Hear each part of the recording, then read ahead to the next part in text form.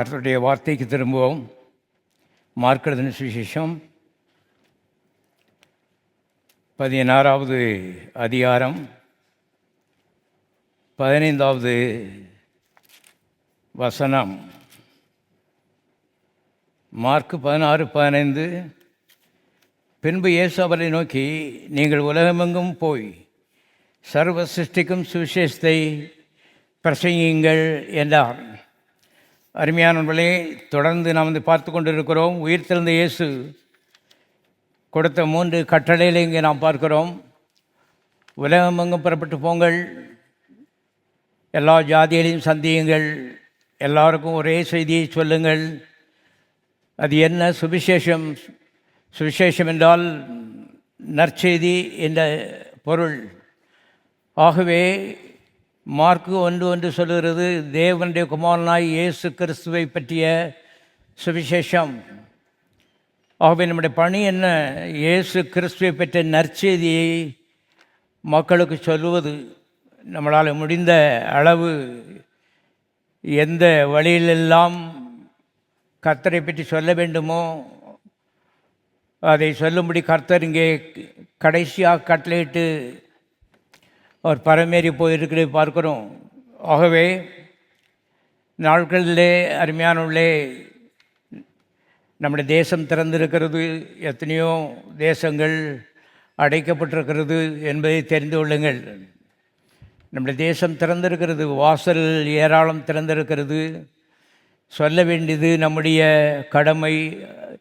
அதற்கு ஏற்ற பலனை அருமையானவர்களே இந்த உலக வாழ்க்கையிலேயே கர்த்தர் உங்களுக்கு திருப்பி தருவார். இயேசு கிறிஸ்துவை ஏற்றுக்கொண்ட தேவனுடைய பிள்ளைகள், விசுவாசிகள் இந்த பூலக வாழ்க்கையிலே வெற்றிகரமாக வாழ முடியுமா என்று அநேகர் கேட்டுக்கொண்டிருக்கிறார்கள். அநேகருடைய அபிப்பிராயம் என்னென்னா, வாழ முடியாது, வெற்றியும் தோல்வியும் சேர்ந்தான் வரும் என்ற முடிவில்லை அநேக விசுவாசிகள் இருக்கிறார்கள். ஆகவே வெற்றியும் தோல்வியும் அவர்களுக்கு வந்து கொண்டிருக்கிறது. ஆனால் நம்முடைய மாதிரி ஏதேன் தோட்டம் என்பதை தெரிந்து கொள்ளுங்கள்.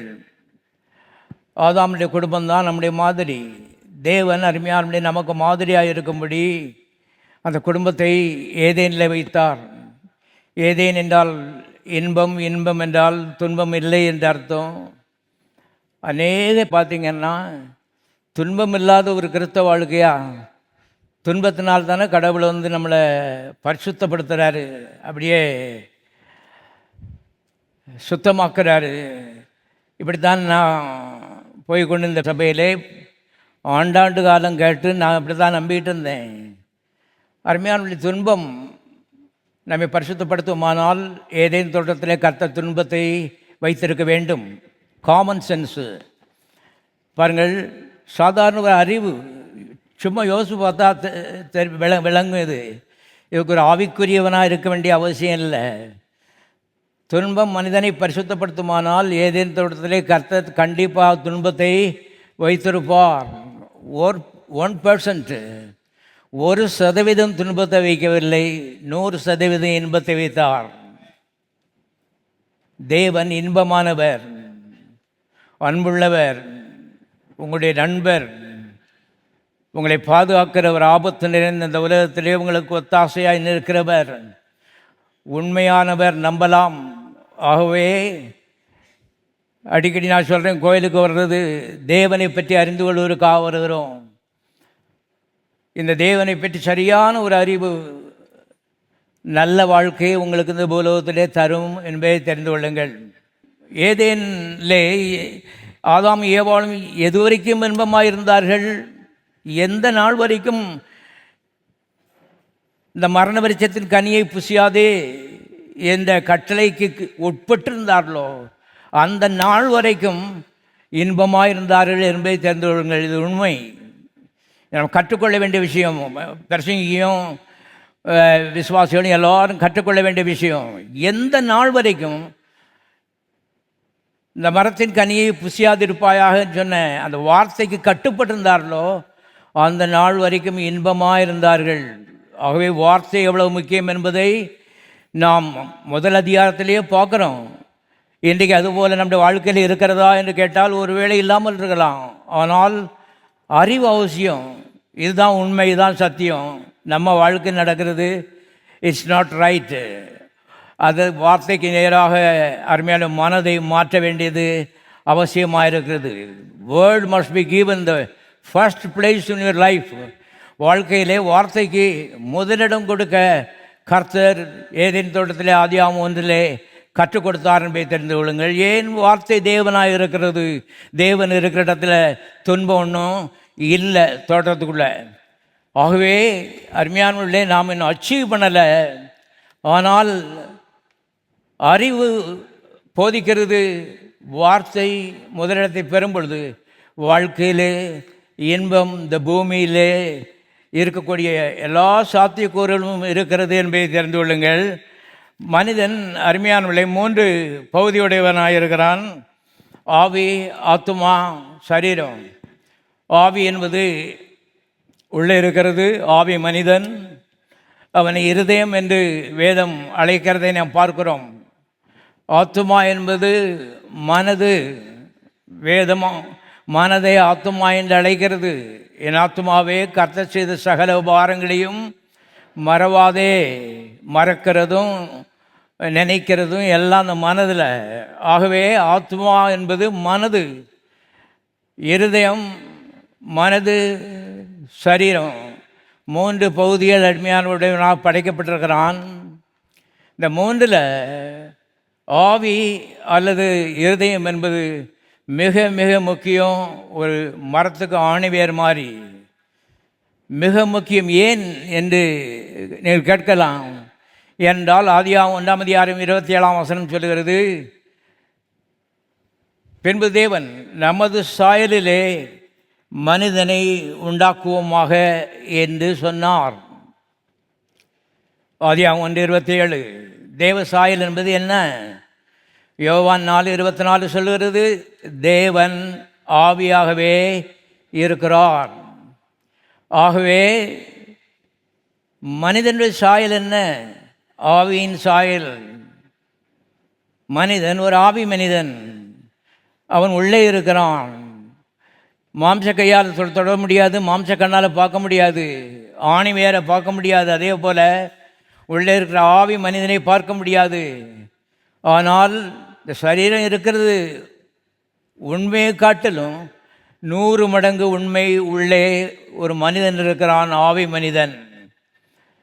கவனியுங்கள், அவன் மிக மிக முக்கியமானவன். ஏன்? தேவ சாயலிலே படைக்கப்பட்டிருக்கிறான்.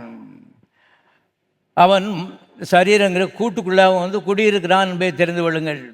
சரீரத்தை கொண்டு கடற்தோட்டத்தில் வைக்கலாம், ஆவியை கடற்தோட்டத்துக்குள்ளே வைக்க முடியாது. சரீரத்துக்கு அழிவு இருக்கிறது, ஆவிக்கு அருமையானவர்களே அழிவு கிடையாது.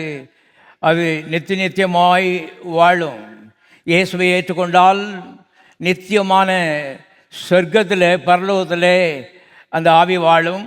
இயேசுவை ஏற்றுக்கொள்ளாத எல்லா மனிதர்களும் வேற பாவம் செய்ய வேண்டியதில்லை.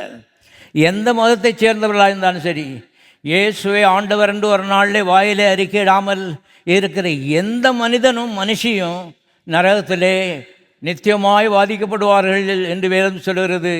எது வாதிக்கப்படுகிறது? அந்த ஆவி மனிதன். பாருங்கள், சீக்கிரம் லூக்கா 16ஆம் அதிகாரத்திலே 2 வசனங்கள் வாச காமிக்கிறேன். லூக்கா 16:22. பின்பு அந்த தரித்திரன் மரித்து தேவதூதரால் ஆபிரகாமுடைய மடியிலே கொண்டு போய் விடப்பட்டான். ஐஸ்வர்யவானும் மரித்து அடக்கம் பண்ணப்பட்டான். ஒரு ஐஸ்வர்யானை பற்றி எழுதப்பட்டிருக்கிறது. அவனுடைய முடிவு, சரீரம் மரித்தது, அடக்கம் பண்ணப்பட்டான். ஆனால் வாழ்க்கை முடியவில்லை, தொடருகிறது என்று அடுத்த வசனம் சொல்லுகிறது. இதான் கவனிக்கணும். அநேகருக்கு தெரியாது. பாருங்கள், கரையில் வச்சாச்சுன்னா முடிஞ்சதுன்னு யோசிக்காங்க. முடியலை.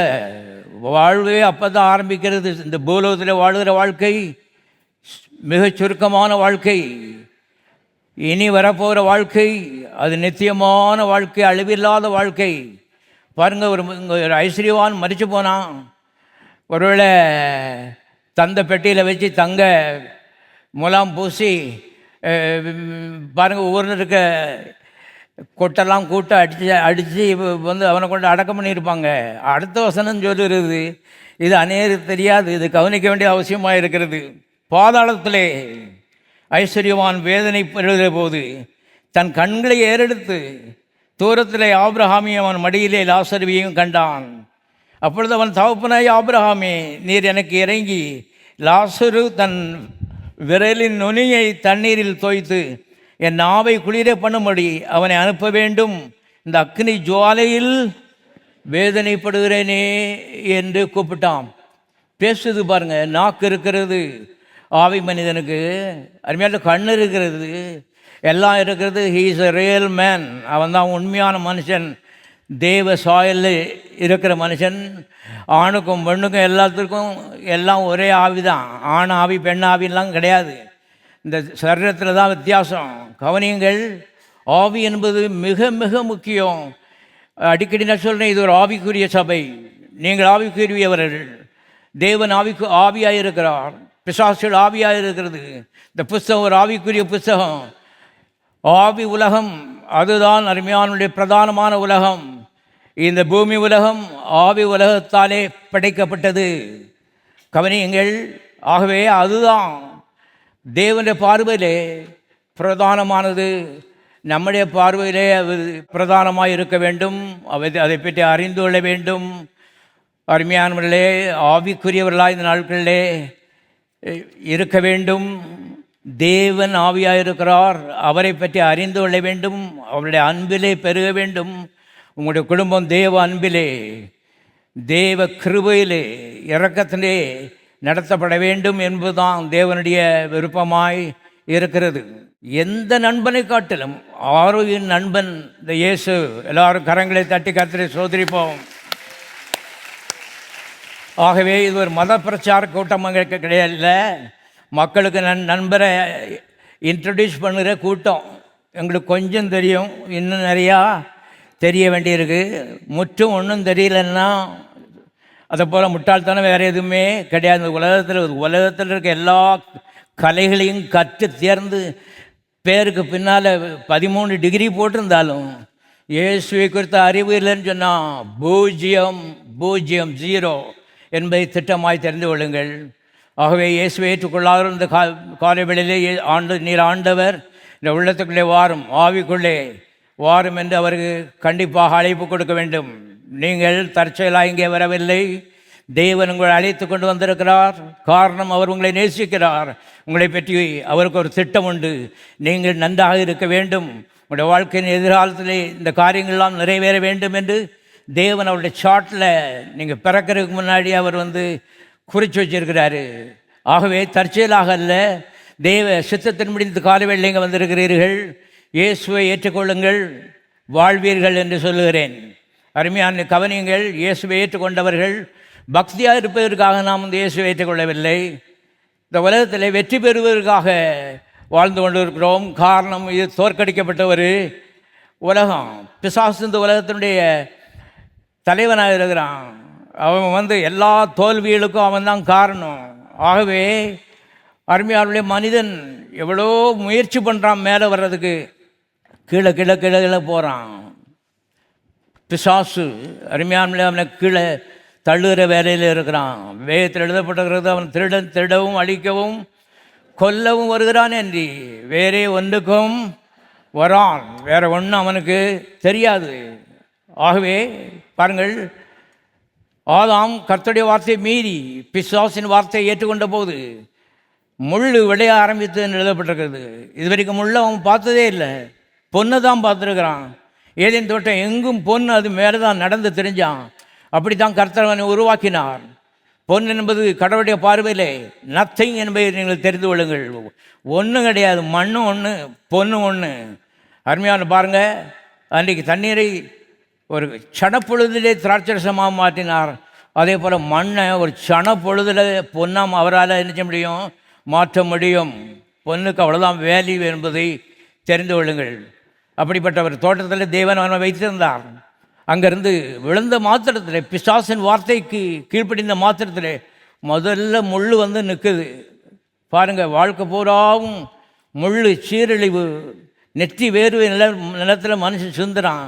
தரித்திரியம் மனுக்குலத்தை ஆட்டி படைத்து கொண்டிருக்கிறது. சாபங்கள் அருமையானது ஒன்றுக்கு மூன்றாக குடும்பங்களை அருமையானவர்கள் இன்றைக்கு பொழிந்து கொண்டிருக்கிற காட்சியை எல்லா பக்கமும் நான் பார்க்குறோம். இருந்து விடுதலை வர வேண்டுமானால் இயேசுவே நீர் ஆண்டவர்னு சொல்லி அவருக்கு இரட்சகருக்கு இடம் கொடுக்க வேண்டும். காரணம், பிசாசின் படியிலிருந்து அவரை தவிர வேறு யாராலும் விடுவிக்க முடியாது. பாவமோ சாபமோ அது ரோகமோ அல்லது எந்த தோல்வியோ எல்லாவற்றுக்கும் பதில் இயேசு என்பது இந்த காலவில் நான் சொல்லிக் கொடுக்கிறேன். நானே வழியும் சத்தியமும் ஜீவனுமாக இருக்கிறேன் என்று கர்த்தர் சொல்லியிருக்கிறாரு. எதுக்கு வழி? இந்த பாவம் சாபம் ரோகம் எல்லாவற்றிலும் விடுதலையாக்கப்படுவதற்கு இயேசு வழியாக இருக்கிறார் என்பதை தெரிந்து கொள்ளுங்கள். ஆகவே அருமையானவர்களே, இந்த காலவேளையிலே ஒரு சில உண்மையில் நாம் பார்க்க போகிறோம். ஆவி மனிதனை பற்றி வாசிக்கலாம். எரேமியாவின் புஸ்தகம் 2வது அதிகாரம். மனிதன் விழுந்து போன மாத்திரத்திலே பிசாசுக்கு செவி கொடுத்து அவனுடைய வார்த்தைக்கு கீழ்ப்படிந்த மாத்திரத்தில் அருமையானவர்களே அவனுடைய ஆவி கெட்டு போய்விட்டது, இருதயம் கெட்டு போய்விட்டது. தேவன் அவனுக்கு கொடுத்திருந்த அந்த ஒரிஜினலாக இருக்கிற தேவனுடைய ஆவி அருமையானவர்களே அங்கே எடுபட்டு போயிட்டு பிசாசின் ஆவியும் மனிதன் வாங்கி கொண்டான். அவனுடைய இருதயம் கெட்டு போயிட்டு என்று சத்தியவேதாமத்தில் வாசிக்கிறோம். பாருங்கள், இந்த மனிதன் பற்றி எரேமியா 2:22 வாசிக்கிறோம். நீ உன்னை 1 மணினாலே கழுவினாலும் அதிக சவுக்காரத்தை கையாடினாலும் உன் அக்கிரமத்தின் கரைகள் எனக்கு முன்பாக இருக்கும் என்று கர்த்தராகிய ஆண்டவர் சொல்லுகிறார்.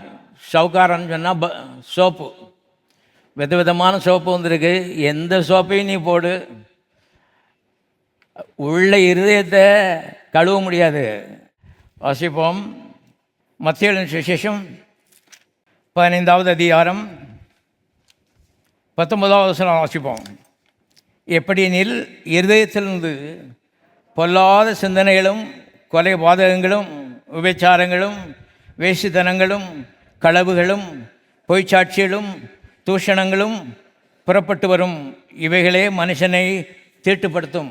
இங்கே புதிய ஏற்பாட்டில் இயேசுனார் சொல்கிறாரு பாருங்கள். பழைய ஏற்பாட்டில் அங்கே பிதாவாயி தேவன் சொன்னார், எந்த சவுக்காரத்தை நீ போட்டு கழுவுனாலும் சரி, பண்ணுறது எல்லாம் பாரம்பரியமான சில காரியங்கள், அத்தனை இந்த சரீரத்துக்குரியது.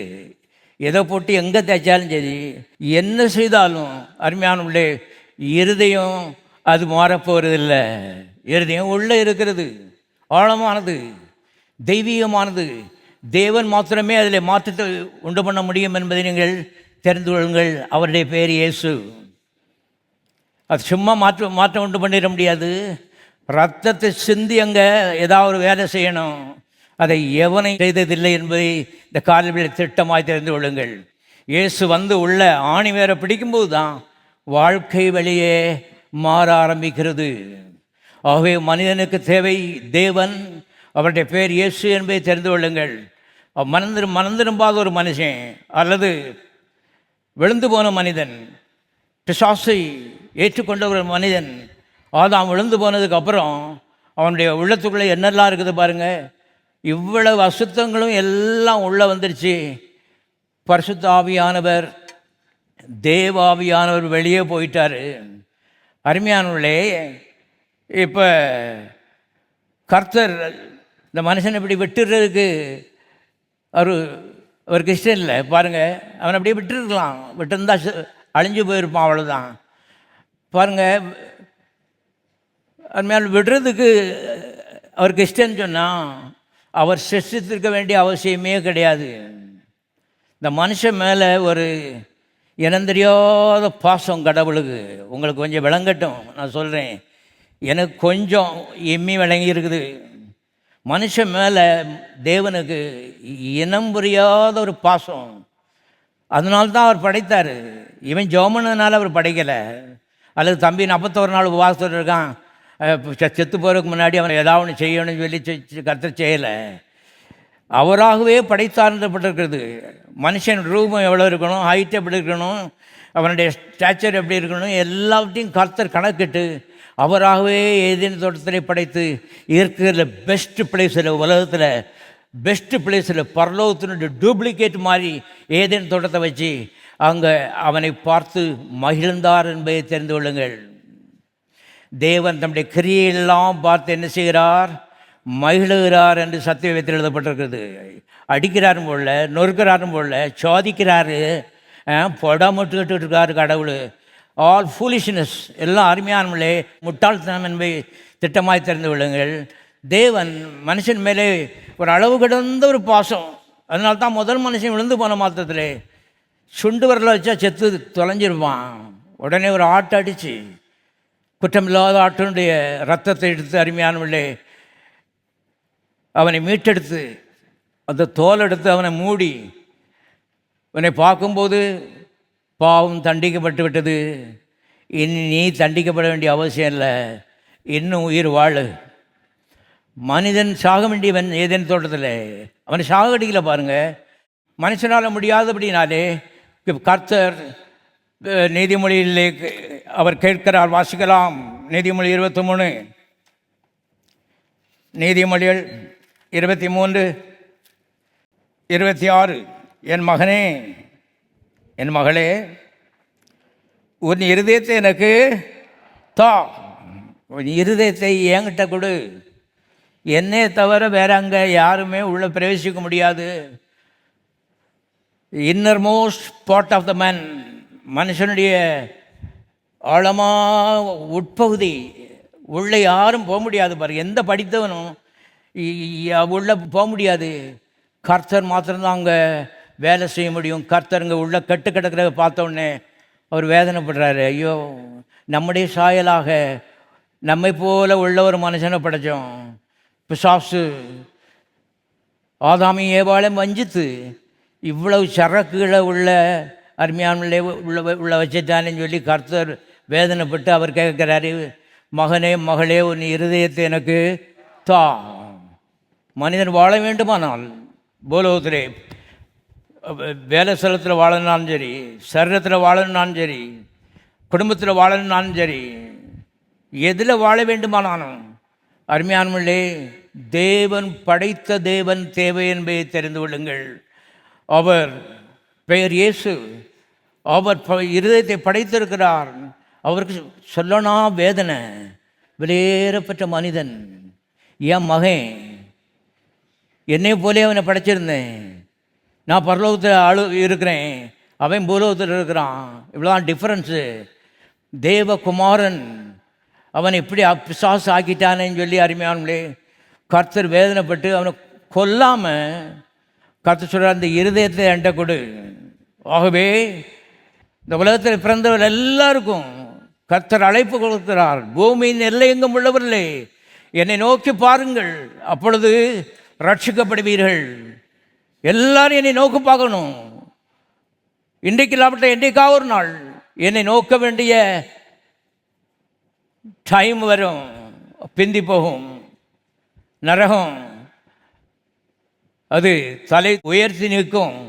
இன்றைக்கு இரக்கம் தலை உயர்த்தி நிற்கிறது, அன்பு தலை உயர்த்தி நிற்கிறது, மன்னிப்பு தலை உயர்த்தி நிற்கிறது, பாசம் தலை உயர்த்தி நிற்கிறது. கர்த்தர் சொல்றாரு, நீ என்ன பாவம் செய்திருந்தாலும் சரி, உள்ள சரக்கு எப்படிப்பட்ட சரக்காக இருந்தாலும் சரி, அதை முழுசும் பிடுங்கி எரிந்துருச்சு. புது இருதயத்தை நான் உனக்கு தர என்னையால் முடியும். நான் தேவன், தேவனுக்கு எல்லாம் முடியும். பாருங்க. ஆகவே கர்த்தர் பாசத்தினால மனுஷன்கிட்ட இன்னைக்கு ஒரு அறிக்கை விடுறாரு, அந்த இருதயத்தை கொடு. உன்னையால் ஒன்றும் செய்ய முடியாது, நீ 1000 காரியங்களை பண்ணு, டோட்டல் ஃபெயிலியர் தான். உன்னுடைய தனிப்பட்ட வாழ்க்கையை பார்த்தா அது சுத்த அசிங்கம். ஆனால் வெளியே பெரிய பக்திமான் இவர். கர்த்தர் சொல்றாரு, உள்ள நான் தொட விரும்புகிறேன், உள்ள பரிசுத்தமாக்க விரும்புகிறேன், ஆணி வேற பரிசுத்தமாக்க விரும்புகிறேன். அங்கே இருந்து தேவ ஜீவன் புறப்பட்டு அது வெளியே சரீரத்தை பாதிக்கும், மனதை பாதிக்கும், குடும்பத்தை பாதிக்கும், வேலை பாதிக்கும், எல்லாத்தையும் பாதிக்கும். மொத்தத்தில் பார்த்தா எல்லாம் பரிசுத்தம். நான் இந்த காலை வெளியில் தைரியமாக சொல்லுகிறேன், நான் ஒரு பரிசுத்தவான். ஏன் இயேசுவுக்கு ஒரு நாளில் என் இருதயத்தை என்ன செய்தேன், கொடுத்தேன். வேற ஒன்றும் நான் செய்ய முடியாது. ஆகவே மனிதனாலே மனிதனை ரட்சிக்க முடியாது, மனிதனாலே மனிதனுக்கு உதவி செய்ய முடியாது. மனிதன் அருமையானவர்களே ஒரு ஆச்சரியமான ஒரு சிருஷ்டி. ரெண்டு உலகத்திலையும் வாழ்வதற்காக படைக்கப்பட்டிருக்கிறான். ரெண்டு மனிதன், உள்ள ஒரு மனிதன், வெளியே ஒரு மனுஷன். அத்தனையும் தேவன் ஸ்பெஷலாக இவனுக்காக செய்திருக்கிறார். அவர் மாத்திரமே ஏதோ ஒன்றை செய்ய முடியும். ஆகவே அவர் மனிதனுக்கு மாற்றம் தேவையா? பொல்லாத மனுஷனாக இருக்கான், பீடி குடிக்கான், பொடி குடிக்கான், கஞ்சா போடுறான், உள்ள இருதயம் ஆணி வேறு மாறிடுச்சுன்னு சொன்னால் நாளைக்கு கஞ்சாவை துப்பி போடுவான். பாருங்க, மாற்றம் வந்து விடும். ஒரு பரிசுத்தம் அவனுடைய எல்கை பூராவும் சூழ்ந்து கொள்ளும். இயேசு அதை செய்கிறார், சத்தியவேதம் சொல்கிறது.